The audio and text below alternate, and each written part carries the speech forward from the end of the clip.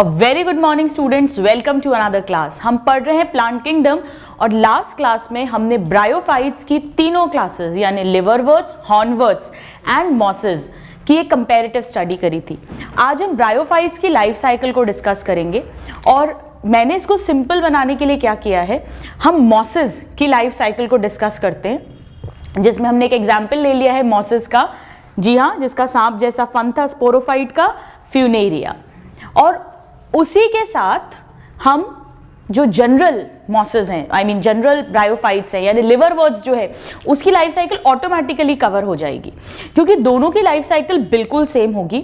सिर्फ डिफरेंस कहां पर होगा कि जब स्पोर्स बन जाते हैं मियोसिस के बाद, तो फ्यूनेरिया में हमने पढ़ा था इनडायरेक्ट जनरेशन जर्मिनेशन होता है, बीच में एक प्रोटोनिमा स्टेज बनती है, जो हमने पढ़ा था ना मौसा जी की प्रतिमा पर। तो वो प्रोटोनिमा एक juvenile filamentous gametophytic stage extra बनेगी मॉसेस में, जबकि लिवरवर्ट्स में स्पोर डायरेक्टली जर्मिनेट कर जाएगा इनटू द गैमेटोफिटिक स्टेज।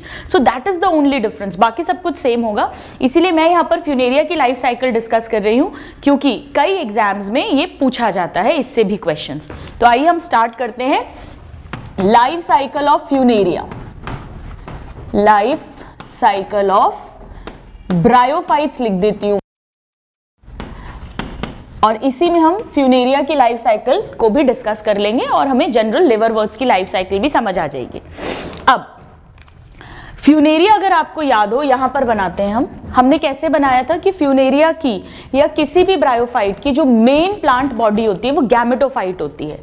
अगर मैं फ्यूनेरिया की बात करूं तो वो कैसी होती है स्टूडेंट्स, ये मल्टी सेल्यूलर ब्रांच्ड राइजोइड्स है, याद है ना सबको।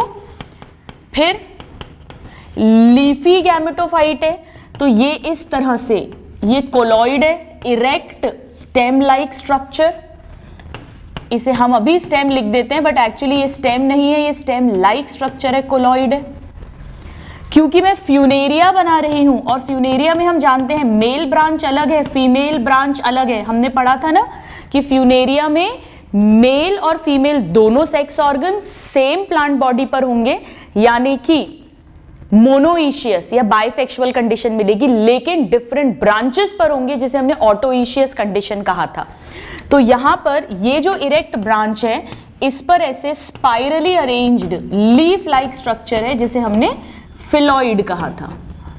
ये सेकेंड ब्रांच पे भी बना देते हैं हम लाइक दिस। तो ये लीफ लाइक स्ट्रक्चर है फिलॉइड, हालांकि बुक में इसे लीफ लिख दिया गया है। ये सपोज मेल ब्रांच और ये हो गया फीमेल ब्रांच, ये हम डिस्कस कर चुके हैं। तो फ्यूनेरिया जो है हमने बात की थी, ये मोनोइशियस है या बाइसेक्सुअल है। लास्ट क्लास में हम इसको लिख चुके हैं अच्छे से, नहीं पढ़ा है तो रेफर करना। और दोनों sex organ different different branches पर हैं, यानी ऑटोइशियस कंडीशन मिल रही है, और दोनों के जो सेक्स ऑर्गन है वो ब्रांचेस की टिप्स पे मिलेंगे यहां पे। इसे हमने एक्रोकार्पस कंडीशन कहा था, याद आ रहा है।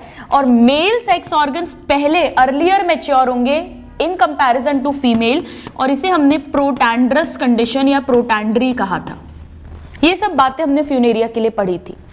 अब हम ये अभी मैं आपको बताने वाली हूं कि यहां पर जो मेल सेक्स ऑर्गन है इस मेल ब्रांच पर, वो एक्चुअली कैसा है। हमें पता है यहां पर एंथीरिडिया होगा, लेकिन ये जो एंथीरिडियम होते हैं स्टूडेंट्स, ये ग्रुप में होते हैं, यहां पे इस तरह से ग्रुप में होंगे। ये जो पूरा स्ट्रक्चर है ग्रुप में, एंथीरिडिया जो होंगे, इसे कहते हैं मेल रिसेप्टिकल या मेल हेड। और ऐसे ही जो फीमेल सेक्स ऑर्गन्स हैं वो भी यहाँ पे टिप में होंगे, टिप पर होंगे, और वो भी ग्रुप्स में होते हैं, जिसे हम फीमेल रिसेप्टिकल या फीमेल हेड कहते हैं।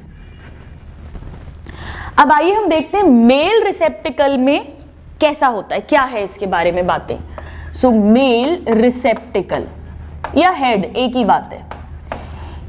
इसमें कई सारे एंथ्रीडिया हैं। अब वो कैसे होते हैं, देखिए यहाँ पे बहुत सारे एंथ्रीडिया होंगे और कुछ लीव्स, यही लीफी लाइक स्ट्रक्चर्स, उन्हें इस तरह से प्रोटेक्ट करेंगी, उनके चारों तरफ होंगी। इवन फीमेल हेड में भी ऐसे ही होगा। तो कैसा होगा, जैसे हमने ये एंथ्रीडिया का एक स्ट्रक्चर पढ़ा ही है, ऐसा गोल होता है, ये ग्लोब्यूलर होता है और स्टॉक होती है। ये फिर स्टेराइल जैकेट होती है, मैं अभी बना नहीं रही हूँ, लाइक दिस। ये स्टेराइल जैकेट हो गई, ये स्टॉक हो गई, और अंदर सारे एंड्रोसाइट्स हैं, याद है ना। और ये सब गैमेटोफाइट पर है, तो हर एंथ्रीडिया हैप्लॉइड होगा, एंड्रोसाइट्स भी हैप्लॉइड होंगे। फिर इनमें माइटोसिस से मेल गैमीट बनेगा, याद है ना आपको ये सब। मेल गैमीट ऐसा होगा, बाइफ्लैजिलेटेड, लाइक दिस। वन एंड्रोसाइट से 2 बाइफ्लैजिलेटेड मोटाइल हुक शेप्ड या कॉमा शेप्ड स्पर्म्स बनेंगे। पर ये अकेले नहीं रहते हैं, कई सारे होंगे। देखिए, एक और बना दिया, एक और बना दिया, लाइक दिस। ये पूरा एक ग्रुप में रहेगा और इसे प्रोटेक्ट करते हैं ये लीफी स्ट्रक्चर्स, लाइक दिस।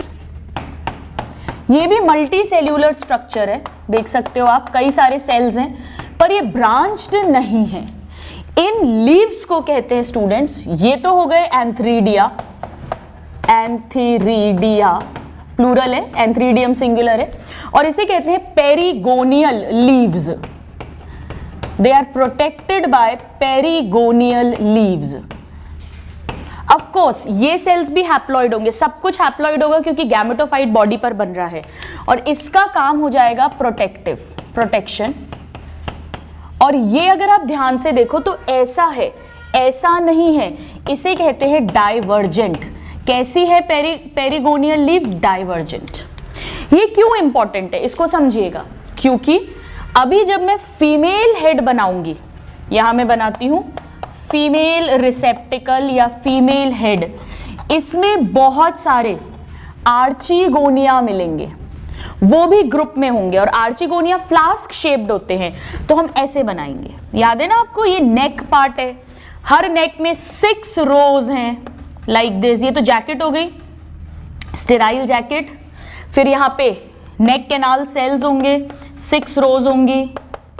फिर यहाँ पर ये एग बन रहा है, और ये वेंटर कैनाल सेल है, हम बना चुके हैं, और ये इसका स्टॉक है। तो ऐसे कई सारे archegonia, they are together like this. हम 3 बना देते हैं, ठीक है। और इन्हें भी लीव्स प्रोटेक्ट करेंगी, पर वो ऐसे कन्वर्जेंट लीव्स हैं, लाइक दिस। ये भी मल्टी सेल्यूलर है, हम देख सकते हैं। ये भी अनब्रांच्ड है, फिलामेंट जैसा स्ट्रक्चर है। यहां पेरिगोनियल कहा था, यहां इसे पेरिकीटियल लीव्स कहते हैं। फंक्शन वही है, इन आर्चिगोनिया को प्रोटेक्ट करना, बट ये कन्वर्जेंट है, पेरिगोनियल डाइवर्जेंट थी, राइट। और इस एक को हम लेबल कर देते हैं, ये आर्चिगोनियम है, एक प्लूरल हो जाएगा आर्ची।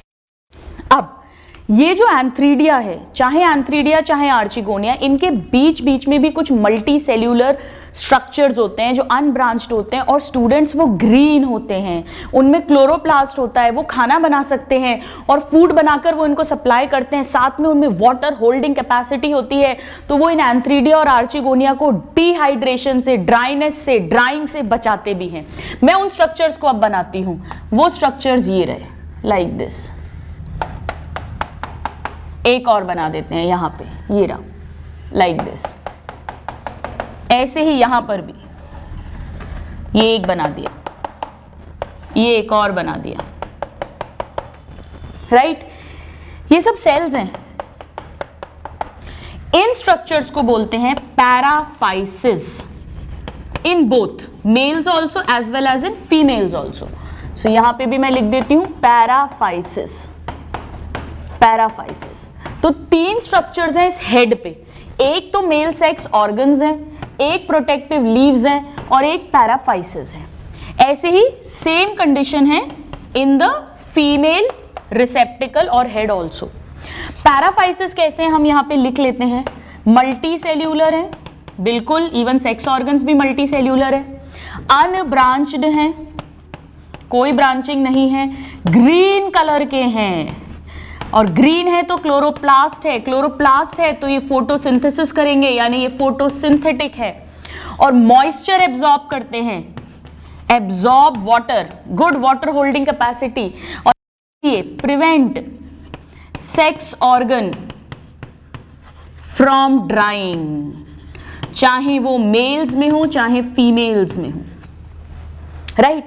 तो एक्चुअली इस तरह का स्ट्रक्चर्स यहां पर प्रेजेंट है।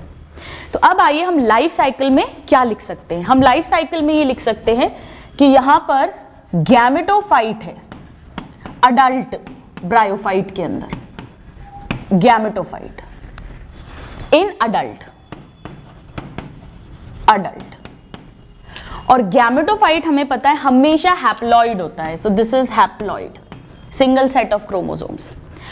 अब गैमेटोफाइट जो है इसमें सेक्स ऑर्गन्स हैं, जैसे अभी हमने देखे फ्यूनेरिया के अंदर वो ग्रुप्स में प्रेजेंट हैं। सो गैमेटोफाइट जो है इनमें सेक्स ऑर्गन्स हैं। फीमेल सेक्स ऑर्गन है आर्चिगोनियम और मेल सेक्स ऑर्गन है एंथीरिडियम। ये मेल हो गया, ये फीमेल हो गया, ऐसा लिख देती हूं मैं सेक्स ऑर्गन्स। तो स्टूडेंट सेक्स ऑर्गन्स हमेशा कहां पर हैं? गैमेटोफाइट पर हैं। तो नेचुरली सेक्स ऑर्गन्स भी कैसे होंगे? हैप्लॉइड होंगे, ठीक है। अब इन सेक्स ऑर्गन्स के अंदर गैमीट्स बनेंगे, गैमेटोफाइट से हमेशा गैमीट बनता है, तो यहां से बना मेल गैमीट, यहां से फीमेल गैमीट। फीमेल गैमीट को हम एग या oosphere कहते हैं, हमें पता है, या फीमेल गैमीट। और नेचुरली सेक्स ऑर्गन हैप्लॉइड हैं और गैमीट तो हैप्लॉइड होना ही है, तो जरूर ये कैसे बनेंगे? माइटोसिस से, ह्यूमंस की तरह नहीं। अब आपको सब समझ आ रहा होगा, आपने अगर प्रीवियस क्लासेस अच्छे से सुन ली हैं। और यहां पर जो बनेगा, अगर मैं पर्टिकुलरली फ्यूनेरिया की बात करूं तो फ्यूनेरिया के अंदर बायफ्लैजिलेट, इनफैक्ट ब्रायोफाइट्स की ही अगर हम जनरल बात करें तो इसमें हुक शेप के और बायफ्लैजिलेटेड स्पर्म्स बनते हैं। तो यहां पे स्पर्म्स या एंथेरोजॉइड्स या मेल गैमीट बनेंगे आफ्टर माइटोसिस, और वो भी होंगे हैप्लॉइड। इस तरह का मैं एक स्ट्रक्चर बना देती हूं, बायफ्लैजिलेट हम लिख नहीं रहे हैं अभी। अब क्या होगा? देखो यहां पे समझो, ये पास पास है, ठीक है, लेकिन सेल्फ फर्टिलाइजेशन नहीं होता क्योंकि ये पहले डेवलप कर जाता है, मैच्योर कर जाता है एज कंपेयर टू दिस। सो इसके जो स्पर्म्स हैं वो वाटर के थ्रू जो आर्चिगोनिया है वहां के एनसीसी और वीसीसी डिग्रेड करेंगे, म्यूसिलेज सिक्रीट करेंगे, म्यूसिलेज बाहर निकलेगा, उसमें केमिकल्स हैं वो अट्रैक्ट करेंगे स्पर्म्स को। स्पर्म्स जो है with a layer of water, उसकी हेल्प से कीमोटैक्टिक मूवमेंट शो करेंगे और शो कर कर इस आर्चिगोनियम के अंदर आ जाएंगे, और यहां पर एग है उसके साथ फर्टिलाइज करेंगे और यहीं पर जाइगोट बनेगा। इतना समझ में आ रहा है? चलो इसको लिखते हैं। अब यहां पर इनका हुआ फर्टिलाइजेशन, और फर्टिलाइजेशन कैसा है? वाटर की हेल्प से होता है, तो हमने उसे कहा था ज़ूआइडोगैमी, राइट। और यहां पर कीमोटैक्टिक मूवमेंट हुआ है स्पर्म का टुवर्ड्स एग। अब इसके रिजल्टेंट बना जाइगोट, ऐसा लिख दे, थोड़ा सा यहां बना देती हूं मैं, जाइगोट। जाइगोट किसके अंदर बना है स्टूडेंट्स बताइए? आर्चिगोनियम के अंदर। और जाइगोट पहला डिप्लॉइड स्ट्रक्चर है, और डिप्लॉइड मतलब यहां से स्पोरोफाइट जनरेशन स्टार्ट हो गई है। नेचुरली इसे हम कह सकते हैं first cell of sporophyte. Algae में क्या था? बस जाइगोट बनता था, इसमें मियोसिस हो जाता था और तुरंत फिर से गैमेटोफाइट बन जाता था, पर यहां ऐसा नहीं होगा। अब ये जाइगोट माइटोसिस शो करेगा, ये 1 सेल है, इससे 2 सेल, 4 सेल, 8 सेल, और ऐसे करते करते एम्ब्रियो फॉर्म हो जाएगा। एम्ब्रियो भी नेचुरली डिप्लॉइड होगा, और एम्ब्रियो जब बना है तो ब्रायोफाइट्स में पूरा जाइगोट एम्ब्रियो में कन्वर्ट होता है, उसे हमने कहा था होलोब्लास्टिक डेवलपमेंट होगा यहां, राइट। और डेवलपमेंट नेक की तरफ था, उसे हमने एक्सोकार्पिक एम्ब्रियोजेनी कहा था। आपको ये सब टर्म समझ में आ रहे होंगे आई होप, ठीक है। तो अब सिचुएशन क्या है यहां पर देखते हैं। अब सिचुएशन ये है कि ये जो एक आर्चिगोनियम है इसके अंदर स्पर्म आ चुका है, वो फर्टिलाइज कर चुका है और ये सब कुछ डिसॉल्व हो गया है। मतलब सिचुएशन कुछ ऐसी है, लाइक दिस। नेक सेल वगैरह सब कुछ डिग्रेड हो चुके हैं। ये एग और स्पर्म ने मिलके जाइगोट बना लिया है और जाइगोट अब एम्ब्रियो में कन्वर्ट हो रहा है और इस तरफ टुवर्ड्स नेक इसका डेवलपमेंट हो रहा है। जाइगोटी एम्ब्रियो में कन्वर्ट हो गया। अब यही एम्ब्रियो में और डिवीजन डिफरेंशिएशन होंगे तो यही कन्वर्ट होगा अब स्पोरोफाइट में, प्रॉपर बॉडी में, जिसमें फुट, सीटा एंड कैप्सूल होंगे, चाहे वो लिवरवर्ट्स हो चाहे वो मॉसेस हो, एक्सेप्ट रिक्शिया। रिक्शिया में केवल कैप्सूल होता है, वो एक अलग कहानी है। तो यही एम्ब्रियो तो बना रहा है, यानी कि इस गैमेटोफाइट पर सपोज करिए अगर इस गैमेटोफाइट में डेवलपमेंट हुआ है, यानी इसके आर्चिगोनिया में स्पर्म आया है, इसका नहीं कहीं और का, तो हमें कहां से निकलता हुआ दिखेगा स्पोरोफाइट? ऐसा फीमेल ब्रांच पे दिखता है हमेशा। वो क्यों अब आपको समझ में आ रहा होगा, राइट? ये इसका नीचे वाला पार्ट होगा जिसे हम फुट कहेंगे, ये सीटा होगा और ये कैप्सूल होगा जिसमें स्पोर मदर सेल्स मिलेंगे। ये अलग बात है कि लिवरवर्ट्स में ये सीटा इतना लंबा नहीं है, बट मॉसेस में ये बहुत लंबा है, स्पोर डिस्पर्जल में हेल्प करेगा। तभी हमने कहा था कि स्पोर डिस्पर्जल का मेथड साथ ही साथ स्पोरोफाइट मॉसेस का मोर इलैबोरेट है, मोर एडवांस्ड है देन दैट ऑफ लिवरवर्ट्स। और ये एनसीईआरटी की लाइन है, ये क्वेश्चन है। इतना क्लियर हुआ? तो अब सिचुएशन ये है कि एम्ब्रियो जो है इससे बन गया स्पोरोफाइट, जिसका फर्स्ट सेल जाइगोट है, स्पोरोफाइट। ये भी नेचुरली डिप्लॉइड होगा और स्पोरोफाइट के अंदर फुट, सीटा एंड कैप्सूल है। अब कैप्सूल जो है, फ्यूनेरिया में कैप्सूल का स्ट्रक्चर मैं आपको लास्ट क्लास में बता चुकी हूं, जिसमें एपोफाइसिस था जो फोटोसिंथेटिक पार्ट था और 2 स्पोर सैक्स थे, उसमें स्पोर मदर सेल्स हैं जो मियोसिस से स्पोर्स बनाएंगे। ये बात हमने कही थी मॉसेस के लिए। कैप्सूल मैंने फ्यूनेरिया का बताया था, मॉसेस का जो पार्शियल पैरासाइट है। यहां स्पोरोफाइट जो है वो अपना खाना खुद बना पाएगा, सिर्फ वाटर के लिए और स्पेस के लिए, ऑफ कोर्स अटैचमेंट के लिए, स्पेस के लिए, वाटर के लिए, मिनरल्स के लिए गैमेटोफाइट पे डिपेंड है। पर इसके कैप्सूल में एपोफाइसिस रीजन है, फोटोसिंथेटिक रीजन है जो अपना खाना खुद बना सकता है। तो मॉसेस पार्शियल पैरासाइट है ऑन मॉसेस का, sporophyte is partial parasite on gametophyte. जबकि लिवरवर्ट्स में ये कंप्लीट टोटल पैरासाइट होता है, वहां कैप्सूल में कोई भी फोटोसिंथेटिक टिश्यू नहीं मिलेगा, कोई क्लोरेनकाइमा नहीं मिलेगा। बट एनीवेज अभी हम उसको यहां नहीं लिख रहे हैं। अब हमने समझा है कि जो कैप्सूल है, इसमें जो कैप्सूल है उसमें स्पोर मदर सेल्स हैं, स्पोर मदर सेल्स इन कैप्सूल। अब नेचुरली स्टूडेंट्स अगर स्पोरोफाइट डिप्लॉइड है तो उसके हर सेल डिप्लॉइड होगा, चाहे वो एपोफाइसिस हो, एयर सैक्स हो, एयर सैक्स में ट्रैबिक्यूली हो, चाहे वो उसके जो गार्ड सेल्स हैं वो हो, चाहे फोटोसिंथेटिक सेल्स हो, चाहे वो लिड सेल्स हो, ऑपरक्यूलम हो, हर सेल विल बी डिप्लॉइड। तो ये स्पोर मदर सेल्स भी कैसे होंगे? डिप्लॉइड होंगे। अब स्पोर मदर सेल के अंदर मियोसिस होगा, तो ये हुआ मियोसिस और इस मियोसिस को हम कहेंगे स्पोरिक मियोसिस। और ये डिफरेंस है एल्गी में और ब्रायोफाइट्स में। ब्रायोफाइट्स में एल्गी में जाइगोटिक मियोसिस हुआ था, यहाँ स्पोर बनाने के लिए मियोसिस हो रहा है।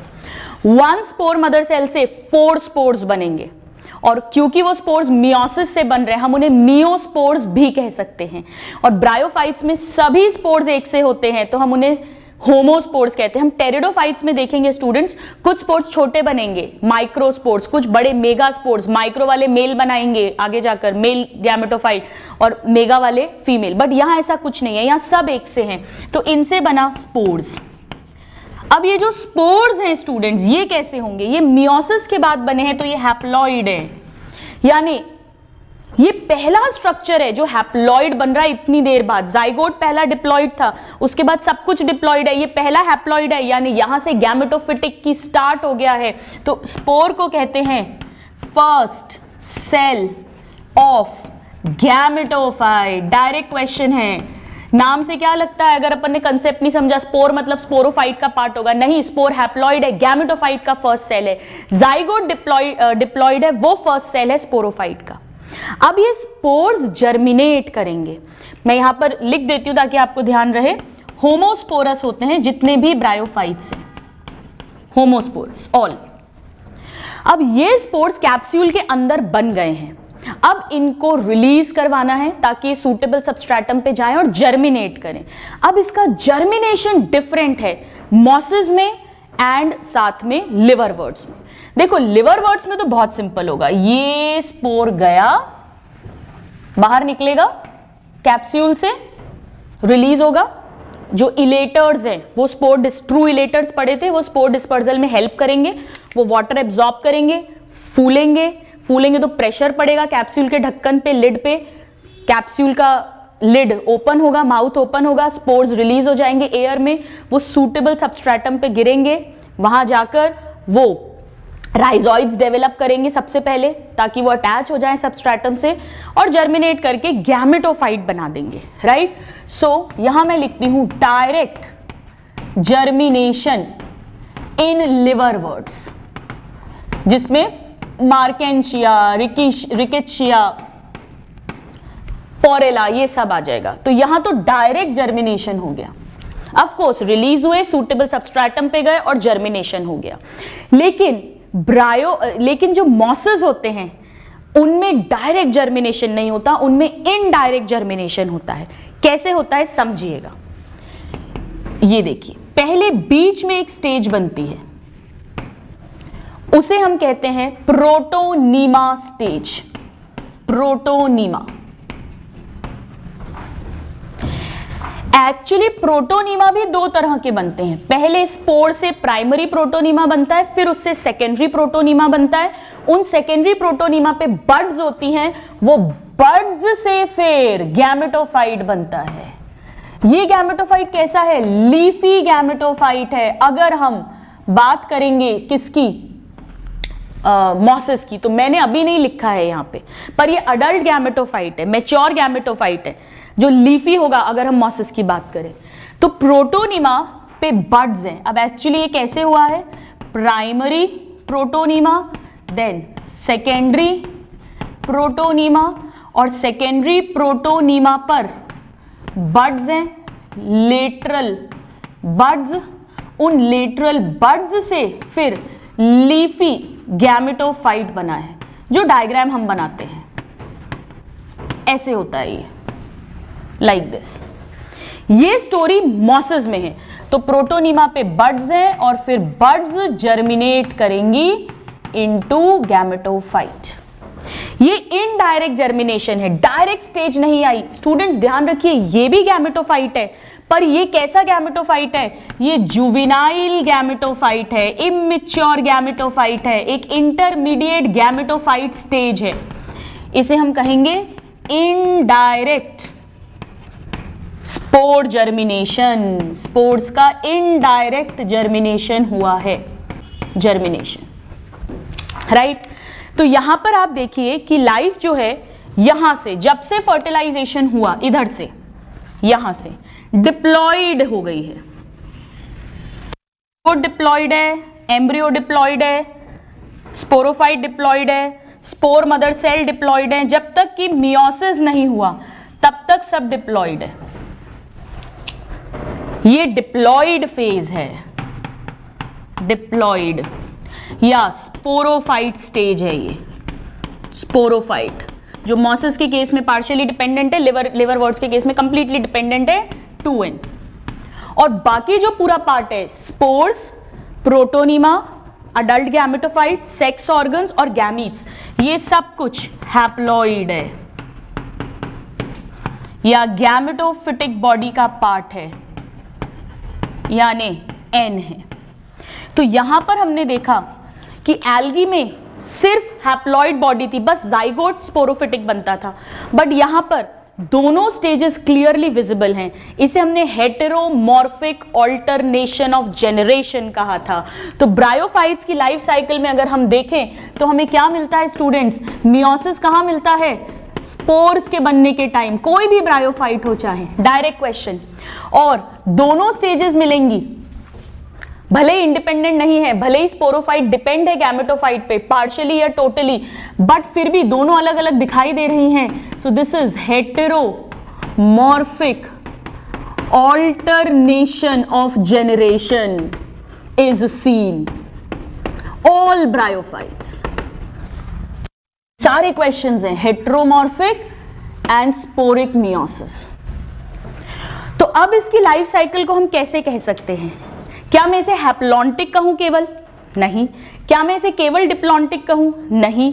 क्या मैं इसे हैप्लोडिप्लॉन्टिक कहूं या थोड़ा बेटर डिप्लोहैप्लॉन्टिक कहूं? बताइए भाई। जो पहले आएगा वो ज्यादा इंपॉर्टेंट स्टेज है, डोमिनेंट स्टेज है। यहां पे डोमिनेंट क्या है? जो इंडिपेंडेंट स्टेज है, haploid stage. Diploid stage haploid पर डिपेंडेंट है, तो हम हैप्लॉइड वर्ड पहले लिखेंगे, तो इसे हैप्लोडिप्लॉन्टिक लाइफ साइकिल कहेंगे। हम आगे के क्लास में टेरिडोफाइट्स जब पढ़ेंगे वहां भी दोनों स्टेजेस होती हैं स्टूडेंट्स। वहां पर मेन डोमिनेंट फेज स्पोरोफाइट होता है, तो वहां हम डिप्लोहैप्लॉन्टिक लिखते हैं, यहां हम हैप्लोडिप्लॉन्टिक लिख देते हैं और प्रॉपर अच्छा लिखने के लिए। पर मान लो अगर ऑप्शन आए कि life cycle of bryophytes is haplontic, diplontic, diplohaplontic, all of the above, तो फिर डिप्लोहैप्लॉन्टिक में आंसर लगा देना, ठीक है। बट अगर हैप्लोडिप्लॉन्टिक भी लिखा हुआ है तो वो बेटर चॉइस होगी। तो अब मैं यहां पर लिखती हूं कैसी है इसकी life cycle, it is haplodiplontic, जबकि एल्गी की थी हैप्लॉन्टिक। हाँ, कुछ एक्सेप्शंस थे, उनकी बात अपन नहीं कर रहे अभी एल्गी में। तो ये सारे क्वेश्चंस हमने इस लाइफ साइकिल से कवर कर लिए। अब हम ये समझते हैं स्टूडेंट्स, नंबर 1 कि ये स्पोर्स का डिस्पर्जल कैसे होगा, और नंबर 2 ये प्रोटोनिमा क्या बला है, और नंबर 3 ये तो सेक्सुअल रिप्रोडक्शन है, एसेक्सुअल रिप्रोडक्शन कैसे होता है। ये 3 बातें हमें पढ़नी है। बट उसके पहले कुछ इंपॉर्टेंट पॉइंट आपको लिखवाती हूं। अब मैं इसको रब कर रही हूं, ये आपने अच्छे से समझ लिया है, बहुत इंपॉर्टेंट है। पैराफाइसिस, पेरिगोनियल लीव्स क्या हैं, पेरिकीटियल लीव्स क्या हैं, मेल हेड, फीमेल हेड, ये सारे सब पे क्वेश्चन आते हैं।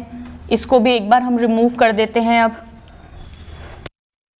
अब यहां देखिए, ये जो फ्यूनेरिया का प्लांट है, फ्यूनेरिया मैंने बताया था ऐसा सांप के फन से आप, ये पार्ट तो इसका गैमेटोफाइट है, दिस इज गैमेटोफाइट, और इसके ऊपर अटैच्ड है ये स्पोरोफाइट है, दिस इज स्पोरोफाइट, फन की तरह। अब आप देखो, ये जो स्पोरोफाइट है ये ग्रीन है। गैमेटोफाइट तो सबका इंडिपेंडेंट है ही, फोटोसिंथेटिक है, लेकिन यहां पर स्पोरोफाइट भी ग्रीन है। इसीलिए फ्यूनेरिया का एक और नाम है स्टूडेंट्स, अच्छे से रटा होना चाहिए, डायरेक्ट क्वेश्चन आता है, फ्यूनेरिया को ग्रीन मॉस भी कहते हैं। नाउ फ्यूनेरिया में अगर आप देखें तो इसका जो सीटा है वो काफी लंबा है, तो ये ऐसा लग रहा है पूरा जैसे एक रॉड लाइक स्ट्रक्चर है या कॉर्ड, रस्सी जैसा स्ट्रक्चर है, इसीलिए इसे कॉर्ड मॉस भी कहते हैं। कॉर्ड या रस्सी जैसा है तो इसे रोप मॉस भी कहते हैं। ये सारे इसके नाम हैं, रोप मॉस।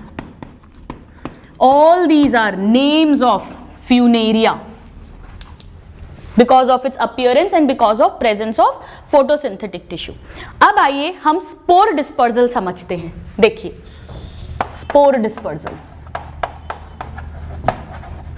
अब हमने पढ़ लिया है कि लिवर वर्ड्स जो हैं उनमें तो इलेटर्स होते हैं, ट्रू इलेटर्स, उसके थ्रू स्पोर डिस्पर्जल होता है। हॉर्न वर्ड्स जो होते हैं उनमें सूडो इलेटर्स होते हैं, उनके थ्रू स्पोर डिस्पर्जल होता है।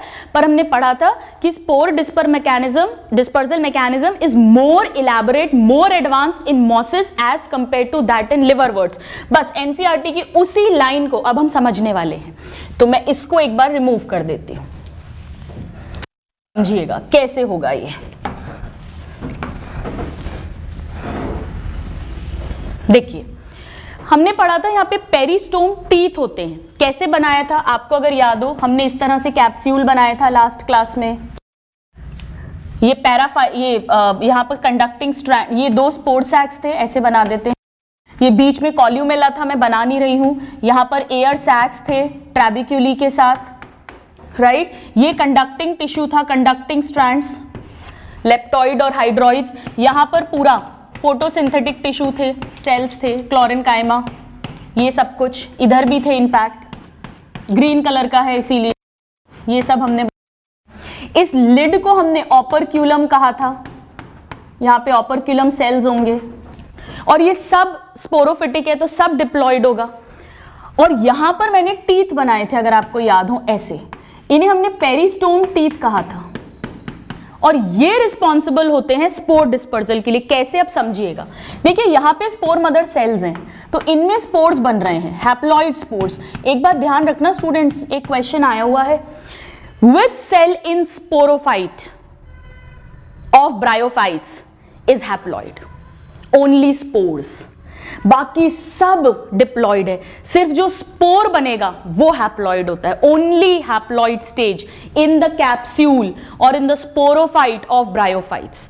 फिर वो रिलीज हो जाएंगे, एक्चुअली वो गैमेटोफाइट का ही पहला सेल है, अभी जब तक अंदर है तब तक हम उसको स्पोरोफाइट का सेल कह रहे हैं, बट एक्चुअली गैमेटोफिटिक सेल है, वो फर्स्ट सेल है गैमेटोफाइट का। एनीवेज, अब देखो क्या कहानी होगी।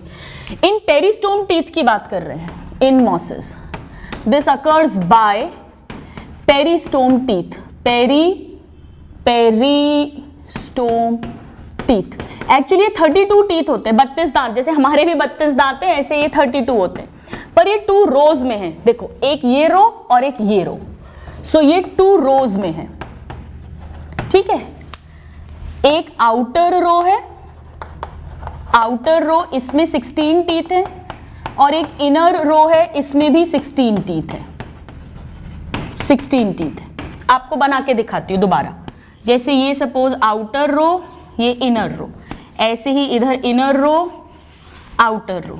आउटर रो जो है ये देखो उसमें ऐसे बैंड्स हैं, इनर रो में ऐसा कुछ नहीं है। सो जो वाले टीथ हैं या हम इसे कह देते हैं आउटर पेरिस्टोम, पेरिस्टोम मतलब स्टोमा मतलब माउथ, ये माउथ के चारों तरफ हैं तो पेरिस्टोम टीथ। इनमें एक तो बैंड्स प्रेजेंट है और ये जो बैंड्स है स्टूडेंट्स ये वाटर को एब्जॉर्ब कर सकते हैं, वाटर को रिटेन कर सकते हैं, तो मैंने हाइग्रोस्कोपिक बैंड्स कहते हैं। ये यहां पे प्रेजेंट है जबकि ये यहां पे एब्सेंट है, राइट। दोनों 32 हैं। अब ये क्या करेंगे समझना, 2 कंडीशन होगी। सपोज करो वेट कंडीशन है, अच्छी नमी है, देखते हैं तब बाहर निकलते हैं, डिस्पर्स होते हैं, या ड्राई कंडीशन में होते हैं, देखते हैं। देखिए वेट कंडीशन में क्या होगा, ये खूब सारा पानी एब्जॉर्ब करेंगे तो हैवी हो जाएंगे, हैवी हो जाएंगे ना तो ये ऐसे अंदर की तरफ झुकेंगे वेट के कारण, तो माउथ क्लोज हो जाएगा, तो उस टाइम पर स्पोर्स बाहर नहीं जाते हैं। तो वेट कंडीशन में they absorb water, so they will become heavy and turgid, और ऐसा होगा तो ये झुकेंगे नीचे की तरफ, बेंट डाउनवर्ड्स, और ऐसा होगा तो माउथ क्लोज हो जाएगा, माउथ ऑफ कैप्सूल क्लोज, और जब वो क्लोज हो जाएगा और डिस्पर्सल नहीं होगा, नहीं होगा, क्योंकि ये भारी हो गए और भारी होके ऐसे बंद कर दिया मुंह इन्होंने। अब जब ड्राई कंडीशन आएगी तो ये वाटर को लूज करेंगे, लूज करेंगे तो हल्के होंगे, हल्के होंगे तो ये फिर ऐसे हो जाएंगे और माउथ खुल जाएगा और अब स्पोर्स बाहर जा सकते हैं। सो ड्राई कंडीशन में क्या हुआ, लूज वाटर, तो ये लाइट हो जाएंगे, हल्के लाइटर, और लाइटर होंगे तो एक्सपोज आउटवर्ड्स, स्ले या मूव आउटवर्ड्स, और आउटवर्ड्स मूव करेंगे तो माउथ ऑफ कैप्सूल ओपन, और माउथ ओपन होगा तो स्पोर डिस्पर्सल होगा। तो रटने की जरूरत नहीं है। अगर ये भारी हो रहा है पानी एब्जॉर्ब करके, पानी कब एब्जॉर्ब करेगा? जब खूब पानी है। तो भारी होकर तो ये ऐसे बंद कर देंगे माउथ को, लेकिन जब ये हल्के होंगे, जब पानी लूज करेंगे तो ये वापस ऐसे खुलेंगे और उस कारण से स्पोर डिस्पर्जल होगा। तो यहाँ ध्यान दीजिए, स्पोर डिस्पर्जल कब हो रहा है स्टूडेंट्स? ड्राई कंडीशन में। और जब ड्राई कंडीशन के टाइम पर प्लांट स्पोर्स को डिस्पर्स करते हैं उसे जीरो चेसी कहते हैं। सो मॉसेस में जो स्पोर डिस्पर्जल है वो क्या शो करता है? Xerochasy. Very very important direct question. तो जीरो चेसी का क्या मतलब है? इसका सिंपल सा मतलब है spore dispersal in xerophytic conditions. और जीरोफिटिक कंडीशंस हम जानते हैं ड्राई कंडीशंस को बोलते हैं, जैसे डेजर्ट प्लांट्स को जीरोफिटिक प्लांट्स बोलते हैं। सो इन ड्राई कंडीशंस या जीरोफिटिक कंडीशंस। और वो क्यों, कैसे, वो हमने समझा। Very very important. ब्रायोफाइट्स में जीरो चेसी देखने को मिलती है। नाउ फिर ये इनर का क्या काम है? ये तो स्पोर डिस्पर्जल में हेल्प कर नहीं रहे, तो ये हेल्प कर रहे हैं स्पोर डिस्पर्जल में। मैं लिख देती हूं रोल इन स्पोर डिस्पर्जल। तो जनरल क्वेश्चन आएगा तो पेरिस्टोम टीथ, पर पेरिस्टोम में भी एक्चुअली कौन से वाले? बाहर की जो रोज हैं वो वाले। फिर इसका क्या काम है स्टूडेंट्स? इसका काम इतना सा है कि अगर मैं इसको हटा दूं तो जब ये ओपन होंगे तो माउथ बहुत चौड़ा होगा, तो बहुत सारे स्पोर्स निकल जाएंगे। हमें एक लिमिटेड, हमें उसे कंट्रोल्ड वे में रिलीज करना है। तो ये क्या कर रहे हैं? ये एक्चुअली एक छलनी की तरह काम कर रहे हैं। वो जो एरिया है जो माउथ का, उसको थोड़ा सा रिड्यूस करके रख रहे हैं।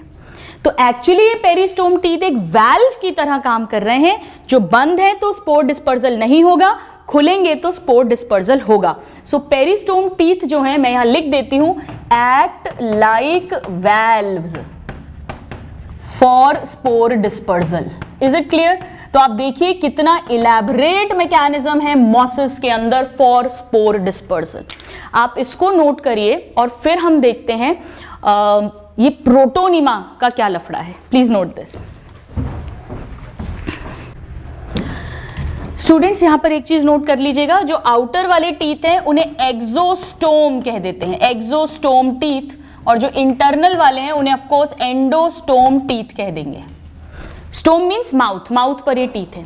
So now let us talk about after dispersal. ये जो स्पोर्स हैं, अगर लिवरवर्ट है तब तो ये डायरेक्टली जर्मिनेट कर जाएंगे और जो इनका थैलस लाइक गैमेटोफाइट है उसे फॉर्म कर देंगे। लेकिन अगर मॉसेस हैं तो एक प्राइमरी स्टेज बनाएंगे, एक जुवेनाइल स्टेज बनाएंगे जिसे हम प्रोटोनिमा कहते हैं। So spore germination in mosses, and this is indirect. Indirect मतलब देखो स्पोर तो गैमेटोफाइट बन ही गया है, लेकिन ये दो गैमेटोफाइट्स बनाएगा, पहले इमेच्योर गैमेटोफाइट जिसे प्रोटोनिमा कह रहे हैं और फिर mature gametophyte. Indirect through protonema stage, protonema या जुवेनाइल गैमेटोफाइट स्टेज। एनसीईआरटी में लिखा है कि दो गैमेटोफाइट स्टेज मिलती हैं मॉसेस के अंदर, juvenile and adult. Juvenile and adult. Adult तो वो लीफी है ही। देखो क्या होता है, ये एक स्पोर है, ये रिलीज हुआ, डिस्पर्जल हुआ, सूटेबल सबस्ट्रेटम पर गया, लैंड करा, लैंड करके अभी डायरेक्ट वो लीफी गैमेटोफाइट नहीं बनाएगा, स्ट्रक्चर बनाता है क्रीपिंग, रेंगता हुआ, मतलब जो सरफेस के पैरेलल है। लीफी गैमेटोफाइट तो ऐसा बनाया था इरेक्ट, ये पैरेलल है। हालांकि इसकी कुछ ब्रांचेस पैरेलल होती हैं और कुछ इरेक्ट भी बनती हैं। ये जो इरेक्ट वाली ब्रांचेस स्टूडेंट्स, इनमें क्लोरोप्लास्ट होता है। सो ये फोटोसिंथेटिक होती है बट लिमिटेड ग्रोथ होती है, इसकी अनलिमिटेड ग्रोथ होती है। ये जो पूरा स्ट्रक्चर बना है प्रोटोनिमा है। कैसा है ये? क्रीपिंग है। हर वर्ड पे क्वेश्चन आता है, ध्यान से देखिए। ग्रीन है और अब ये ब्रांचिंग शो करता है, ये देखिए ये ब्रांचिंग शो हो गई लाइक दिस। सो ब्रांच्ड है और फिलामेंट के जैसा है, and filamentous, filamentous. So spores germinate into a creeping green branched and filamentous structure which is called protonema. और जो प्रोटोनीमा स्पोर से जनरेट हो रहा है उसे प्राइमरी प्रोटोनीमा कहते हैं. ये क्वेश्चन आता है, जो स्पोर से बनेगा वो प्राइमरी प्रोटोनीमा. फिर प्राइमरी प्रोटोनीमा जो है, ऑफ कोर्स ये खुद जिंदा रह सकता है, इसका फूड खुद बना सकता है, ग्रीन है, क्लोरोप्लास्ट होंगे. अब इसमें ब्रांचिंग हुई, और जब ब्रांचिंग हुई तो ऐसे स्ट्रक्चर्स बने. तो सपोज ये एक और प्रोटोनीमा बन गया, ठीक है, ऐसे ही स्ट्रक्चर्स बन रहे हैं. इन्हें सेकेंडरी प्रोटोनीमा कहेंगे. किसी भी ब्रांच से सेकेंडरी प्रोटोनीमा. तो ध्यान रखिए, प्राइमरी प्रोटोनीमा क्या होता है? Which develops from spore. जो स्पोर से सबसे पहले बनेगा वो प्राइमरी, और प्राइमरी से जो बनेंगे वो secondary. Develops from primary protonema. फिर इनमें ब्रांचिंग होगी वो भी सेकेंडरी कहलाएंगे, फिर उनमें ब्रांचिंग होगी वो भी सेकेंडरी कहलाएंगे. और ये जो सेकेंडरी प्रोटोनीमा है इनमें लेटरल बड्स होती हैं. लेटरल बड्स, सपोज यहां पर ये बड है, लेटरल बड. अब ये बड जर्मिनेट करेगी, दिस विल जर्मिनेट, और ये बनाएगा स्टूडेंट्स अडल्ट गैमेटोफाइट, या जिसे हम लीफी गैमेटोफाइट कहते हैं, जिसका हम डायग्राम बनाते हैं, जिसमें root like structure, stem like structure और लीफ लाइक स्ट्रक्चर्स हम बनाते हैं. इरेक्ट होता है, खड़ा हुआ स्ट्रक्चर होता है, ऐसा लेटा हुआ नहीं है. इससे बनेगा लीफी या अडल्ट गैमेटोफाइट. तो ध्यान रखिए, मॉसेस में गैमेटोफाइट जो है उसकी 2 स्टेजेस हो गई. हालांकि ये दोनों ही डेफिनेटली हैप्लॉइड है, ये भी हैप्लॉइड है, सब हैप्लॉइड है, क्योंकि स्पोर ही हैप्लॉइड है, तो सब हैप्लॉइड है, सब गैमेटोफाइट है. बट ये प्रोटोनीमा चाहे प्राइमरी हो चाहे सेकेंडरी हो, ये जुवेनाइल गैमेटोफाइट है, इमैच्योर गैमेटोफाइट है, जबकि ये लीफी गैमेटोफाइट है, अडल्ट गैमेटोफाइट है. अब क्या डिफरेंसेस हैं अगर कोई कहे इन दोनों के बीच में, तो क्या लिख सकते हैं? देखिए, ये क्रीपिंग है, ये इरेक्ट है, लिखा है एनसीईआरटी में क्लियरली, ये इरेक्ट है. स्लेंडर एक्सिस होगी इसकी, खड़ी हुई एक्सिस है, जो कोलॉइड बनाया है, स्लेंडर एक्सिस, और उस पर लीव्स हैं. यहां ऐसा लीफ जैसा कोई स्ट्रक्चर नहीं है, यहां पर लीव्स हैं, spirally arranged leaves, spirally arranged leaves. Of course ये भी ग्रीन है, तो वो कॉमन पॉइंट हम नहीं लिख रहे हैं, बट ये फिलामेंट की तरह था, क्रीपिंग था, रेंगता हुआ, ये खड़ा हुआ स्ट्रक्चर, और यहां पर स्पाइरली अरेंज लीफ. लीफ क्या, एक्चुअली वो फिलॉइड्स हैं, लीफ लाइक स्ट्रक्चर्स हैं. ये डिफरेंस है. अब जैसे ही अडल्ट गैमेटोफाइट बन जाता है, ये डीजनरेट कर जाता है, यानी कि ये शॉर्ट लिव्ड स्टेज है, शॉर्ट लिव्ड. जैसे ही अडल्ट बना देगा, अब ये गायब हो जाएगा, ये लॉन्ग लिव्ड है, फिर यही जिंदा रहेगा बहुत टाइम तक, जब तक एज है. अब मैं आपसे पूछती हूं, बताइए सेक्स ऑर्गन्स कहां मिलेंगे? जुवेनाइल प्रोटोनीमा पे या अडल्ट गैमेटोफाइट पे? जुवेनाइल गैमेटोफाइट पे या अडल्ट गैमेटोफाइट पे? बताइए. ऑफ कोर्स अडल्ट गैमेटोफाइट पे. सो यहां पर दे beer sex organs, antheridia, archegonia, वो सब यहां बनेंगे अडल्ट में. तो नेचुरली वो भी हैप्लॉइड होंगे, और फिर उनसे माइटोसिस से गैमीट्स बनेंगे, और फिर वो कहानी शुरू हो जाएगी.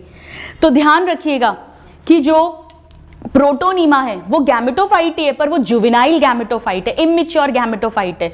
चाहे वो स्पोर से डायरेक्ट बनने वाला प्राइमरी प्रोटोनीमा हो, चाहे वो सेकेंडरी प्रोटोनीमा हो. फिर बड्स से लीफी अडल्ट गैमेटोफाइट बनता है, जो लॉन्ग लिव स्टेज होती है. तो इनडायरेक्ट डेवलपमेंट, इनडायरेक्ट जर्मिनेशन हमें देखने को मिलता है मॉसेस में, जबकि अगर वो लिवरवर्ट है तो कोई प्रॉब्लम नहीं है, स्पोर जो है वो डायरेक्टली जो भी उनका गैमेटोफाइट है वो बना देता है. Right? Now students, this is all about the sexual reproduction. Now let's have a look what happens during asexual reproduction. तो अब मैं इसे रब कर देती हूं. आई होप आपको समझ आ गया. इसीलिए जब हमने मॉसेस की ट्रिक पढ़ी थी तो मैंने मॉसा जी की प्रतिमा पर यानी प्रोटोनीमा पर पत्तियों का हार चढ़ाया था, यानी लीफी गैमेटोफाइट. तो वहां पर 2 स्टेजेस की हमने दोनों के नाम लिख दिए थे. हमने प्रोटोनीमा जो जुवेनाइल गैमेटोफाइट था और लीफी गैमेटोफाइट जो अडल्ट गैमेटोफाइट है। ये फर्स्ट सेल है होमोस्पोरिक और स्पोरिक मियोसिस। चलो देखते हैं एसेक्सुअल रिप्रोडक्शन में क्या हाल है। एसेक्सुअल रिप्रोडक्शन, पहले हम बात करते हैं मॉसिस की। मॉसिस में क्या सिचुएशन होती है? मॉसिस में क्या होगा स्टूडेंट्स, जो प्रोटोनीमा बना है ना, उसी में से या तो उसके कुछ पीसेस टूट जाएं, फ्रैगमेंट्स, तो वो न्यू प्रोटोनीमा और फिर न्यू गैमेटोफाइट बना देंगे, या उसमें बड्स निकल जाएं, वो बड्स पेरेंट से सेपरेट हो जाएं तो वो न्यू लीफी गैमेटोफाइट बना देंगे प्रोटोनीमा में से। तो यहां पर कैसे होता है? By fragmentation and budding in secondary protonema. Secondary protonema, तो बुक्स में ये कैसे बना रहता है स्टूडेंट्स? ये साइकिल होगी और ये प्रोटोनीमा है, इसमें ऐसा बना देते हैं लाइक दिस, ऐसे, और इसको लिख देते हैं यहां पे वेजिटेटिव रिप्रोडक्शन। मतलब इस प्रोटोनीमा में से, ऑफ कोर्स सेकेंडरी प्रोटोनीमा में से बड्स निकलेंगी या फ्रैगमेंटेशन होगा, पीसेस टूटेंगे और वो फिर से नया प्रोटोनीमा और फिर गैमेटोफाइट बना देंगे। तो एक्चुअली एसेक्सुअल नहीं है, ये वेजिटेटिव रिप्रोडक्शन है, पर एनसीईआरटी में एसेक्सुअल लिखा है। वैसे तो हम एसेक्सुअल रिप्रोडक्शन स्पोर्स के थ्रू मानते हैं, माइटोस्पोर्स। हमने अच्छे से पढ़ा था जनरल कैरेक्टर्स में कि ब्रायोफाइट्स के अंदर एसेक्सुअल रिप्रोडक्शन तो होता ही नहीं है थ्रू माइटोस्पोर्स, वहां पर तो वेजिटेटिव रिप्रोडक्शन के थ्रू ही एसेक्सुअल रिप्रोडक्शन होगा। एसेक्सुअल मतलब मियोसिस नहीं हो रहा, क्रॉसिंग ओवर नहीं हो रही, फर्टिलाइजेशन नहीं हो रहा, गैमीट्स नहीं बन रहे, वो एसेक्सुअल है, राइट। नाउ व्हाट हैपेंड, तो यहां पे फ्रैगमेंटेशन हो गया और बडिंग, दो तरीके हो गए, और ये प्रोटोनीमा में होगा, सेकेंडरी प्रोटोनीमा में। अब लिवरवर्ट्स में क्या सिचुएशन है? लिवरवर्ट्स में स्टूडेंट्स फ्रैगमेंटेशन से तो होता ही है, एंड बाय जेमा। जेमा सिंगुलर है, जेमी प्लूरल है। फ्रैगमेंटेशन तो ठीक है, ये तो हमें पता है, थैलस का कोई भी हिस्सा टूट गया और फिर उससे बन जाएगा, लेकिन ये जेमा क्या है? इन थैलाई या थैलस। अब मैं फ्रैगमेंटेशन नहीं, जेमा की डिस्कस करने वाली हूं। So let's talk about this जेमे। बहुत बहुत इंटरेस्टिंग है। पहला क्वेश्चन तो यही आता है कि कौन से ग्रुप में जेमा बनते हैं? ब्रायोफाइट्स में। उसमें भी किस में बनते हैं? लिवरवर्ट्स में। हम मार्केंशिया का एग्जाम्पल लेने वाले हैं, और ये कैसा टाइप का रिप्रोडक्शन में हेल्प करते हैं? सेक्सुअल में नहीं, एसेक्सुअल या वेजिटेटिव रिप्रोडक्शन। क्या होता है समझिएगा। मैं यहां मार्केंशिया का थैलाई बना रही हूं। ये सपोज, अब हमें पता है मार्केंशिया जो है स्टूडेंट्स, एक बात अच्छे से ध्यान रख लेना सेक्सुअल रिप्रोडक्शन के अंदर, कि मार्केंशिया जो है वो यूनिसेक्सुअल है, डिफरेंट थैलाई पे मेल और सेक्स, फीमेल सेक्स ऑर्गन्स हैं।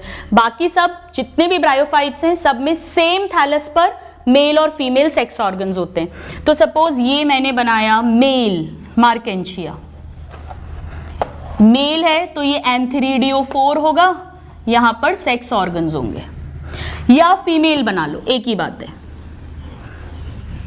तो ये आर्चिगोनियोफोर होगा और इस तरह से यहां पर आर्चिगोनिया होंगे। यहां पर हमने राइजोइड्स बना दिए थे वेंट्रल सरफेस पे, और अब अगर आप एनसीईआरटी का डायग्राम देखोगे, ऐसे स्ट्रक्चर्स बने हुए हैं उसमें थैलस में, इन्हें जेमा कप्स कहते हैं। मैं एक ही में नेम कर रही हूं, जेमा कप्स।